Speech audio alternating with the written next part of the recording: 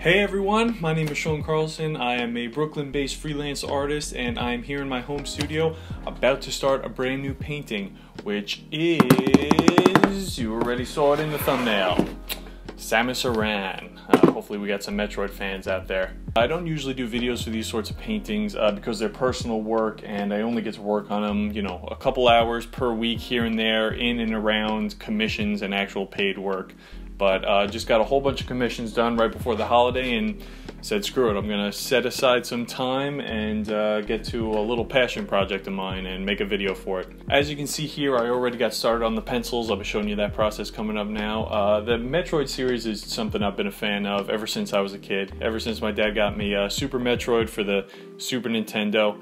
I've stuck with this series for every game ever since, and hoping we get Metroid Prime 4 sooner rather than later. Samus is one of my favorite characters, and my idea with this piece was to show her in a much more realistic and sort of gritty way than we're used to seeing her. But before we get started, make sure to hit that subscribe button. Keeps you up to date on all of my future art and videos. And with all that being said, let's get painting.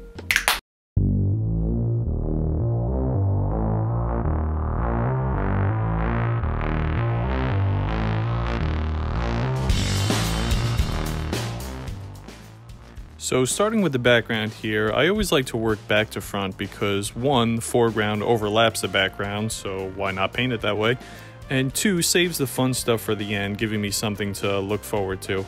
I chose the Talon overworld as a background for this for the main reason that it's got a lot of green and cool earth tones, which will contrast nicely with the warm reds and oranges of Samus' suit and really make her pop. This part went fairly quickly and was intentionally rendered loosely to give the appearance of atmospheric perspective, meaning that the background looks lighter and less sharp than the foreground.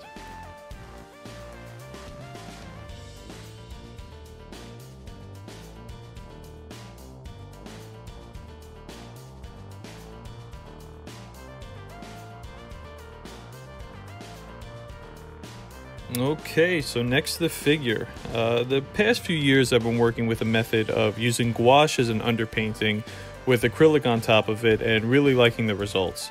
I like the gouache underpainting because it's really good at laying down large and smooth gradations of light to dark for the later acrylic details to really sing on top of. A lot of this stage seems pretty simple and straightforward, you know, putting the red paint on the red areas, the orange on the orange areas, etc., but there's actually a lot more going on.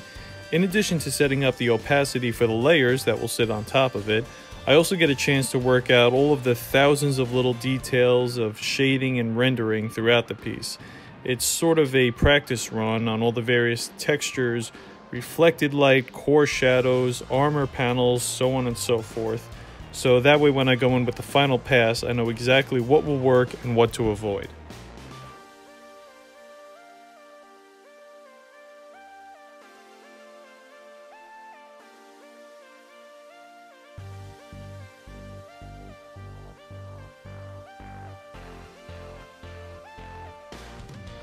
It's been a few years since we had a really great Metroid game, and while I really love Samus Returns, the few years before that, let's be honest, were just a caravan of garbage. I'm looking at you, Other M. But I took a few liberties in my design for the Varia suit, trying to stay true to its original design, primarily the look from Prime 1, while at the same time trying to imagine what it would look like in a modern game with, you know, state-of-the-art graphics.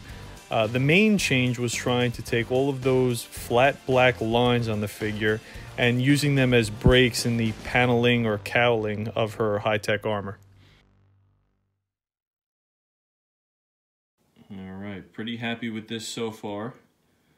So I think it's now time to move from the watercolor stage to the acrylic. But first I've got to get all this into here, which should be pretty easy with the power of editing. That was quick.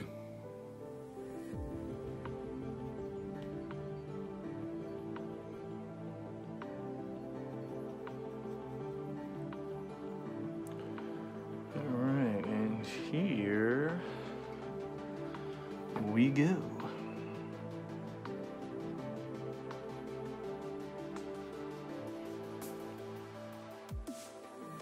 Alright, so you'll see here what I'm talking about with the acrylic stage. The figure becomes so much more opaque and feels so much more solid and, you know, quote-unquote real than with just the watercolor. While it's very satisfying, it does get kind of tedious at part because a piece of me feels like I'm just sort of doing everything all over again, even though, as I said, I do like the end result. The color saturation was a difficult balancing act with this piece. Like I said, I'm trying to go for a higher level of realism in the painting, which doesn't really lend itself to a bright cherry red, but the super saturated colors of the character are something that I always really loved, so I kind of tried for something in the middle. But let me know what you think, how it came out down in the comments. The lights and darks also become much more apparent in this stage, as does the light source. A little detail to point out here, that cast shadow of her helmet falling on her shoulder sphere to the left side was copied straight off of the cover of Prime 3 Corruption. Something I'm not at all ashamed to say that I stole, because to be honest, it works so well to make her face and helmet, which are the focus of the piece, pop off of the page.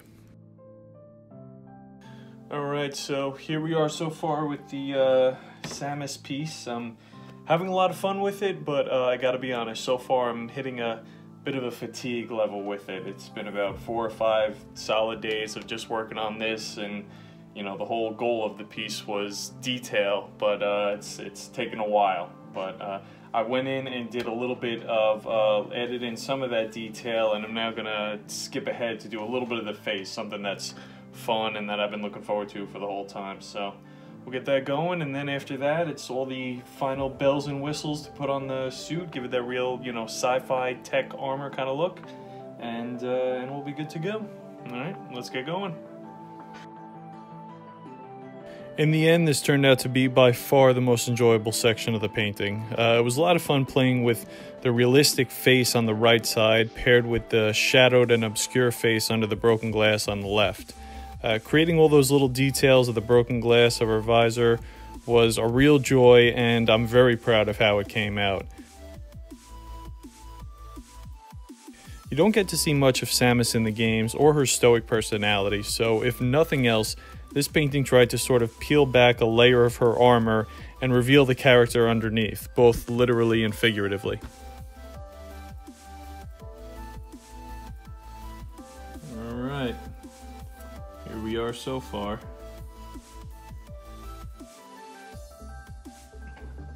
Alright, finally able to move on to the last phase, the details. This is the fun part. This is the part that you wait the whole painting for, to finally get those finishing touches on, doing a lot of battle damage, a lot of scuff marks, real metal texture, and to show that sort of gritty realism that I want to bring to the piece. So very excited. This is what I look forward to for the whole piece, and after this we'll be done. So let's keep it going.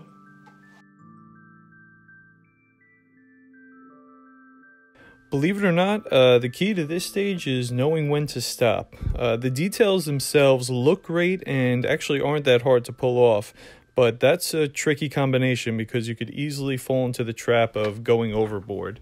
A jewel or two on a beautiful crown make for a great accent, but empty a dump truck onto it and all of a sudden it's the bedazzled cell phone of a middle schooler.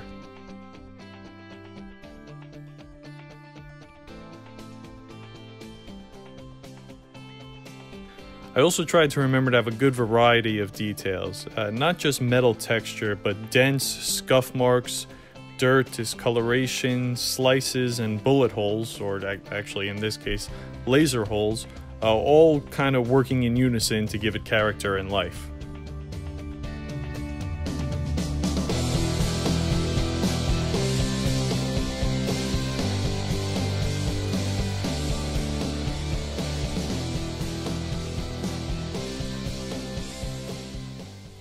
And there we have it, ladies and gentlemen, the finished Samus painting.